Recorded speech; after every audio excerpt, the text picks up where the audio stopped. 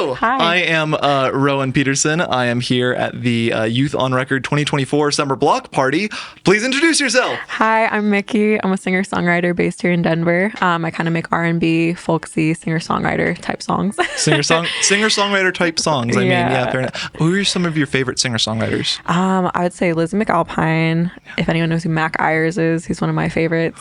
That sounds familiar. Yeah, Stevie Wonder. Yeah. Hey, all right. Yeah, no, yeah. No, I totally see. Oh, I need to listen to more Stevie Wonder. Sorry, I could go on. No. If you were a plant, what kind of plant would you be? I think I'd be a Monstera or a Pothos, just because like they're pretty. Pothos are super easygoing, and I feel like I'm pretty easygoing for the most part. I mean, that's a good thing to idolize. Yeah. Like, and they kind of easy to take care of. You know? They thrive in like all conditions. They're really good. Okay, no, I like that. All conditions. I mean, like, I think what artist doesn't need to kind of like thrive in all conditions? Yeah. Right. No, totally. What makes you content? Ooh.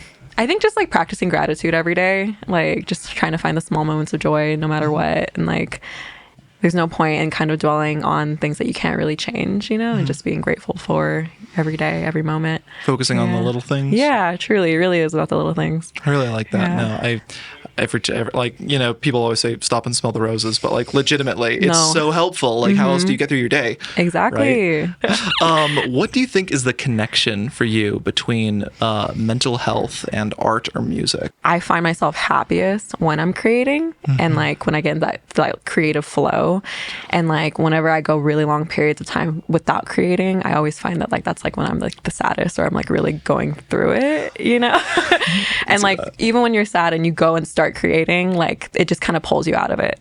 So I feel like there is like kind of like a direct correlation between mental health and being a creative or being an artist. And being able to create things that you can put out into the world. Yeah. Right? And not even necessarily like to share with other people, just being like satisfied with your own creation. It's like, I had an effect on the world. Exactly. It's just like, look, I exist. Yeah, totally. I get that. Yeah.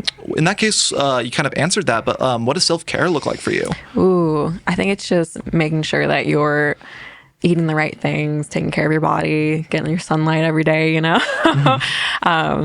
and also just like having those boundaries for yourself and like being able to say no to things that you don't really want to do, Yeah. I think that's like one of the hardest things for a lot of people is practicing like saying no to things that you don't necessarily want to be involved with, Again, no therapy. It's like some people like myself, again, I can totally just get into that thing where I'm just like, okay, this is the person that I want their approval from. Let me say yes to every single thing that they're saying, right? In that case, how has your relationship with mental health kind of evolved over time?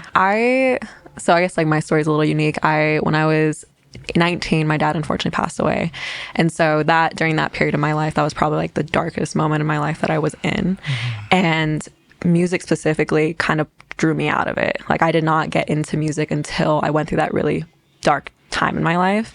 And I found that writing about that experience really, really helped me kind of heal that part of myself, and like, it's been really cool kind of seeing like the progression of like my improving mental health with like the farther I go with my creativity and making music and everything. So thank you. Thank you for opening up about that.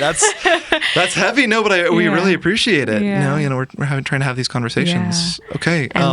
It's cool. Like, I mean, just like for me specifically, being able to perform songs that kind of revolve around that issue or like that topic, and seeing like the healing that it's brought to other people has been very, very fulfilling. And like I've like done an open mic night where I performed a song specifically about losing somebody close to you, and somebody came up to me afterwards and they were telling me about their experience. Wow. And they had just lost their brother and they were in the midst of grieving, and so it's really cool being able to connect with people in that way and draw them out of it, Totally.